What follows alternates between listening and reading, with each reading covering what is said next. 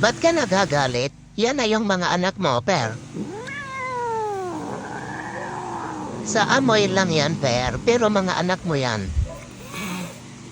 Puntahan mo na dun sa malapit. Tinan mo at nang makilala mo. At ito na nga ang sinasabi sa hula. Hindi niya nagustuhan ang mga nakikita niya. Per, kagabi ka pa. Umaga na oh, galit ka pa rin? Hindi mo nagustuhan ng mga anak mo?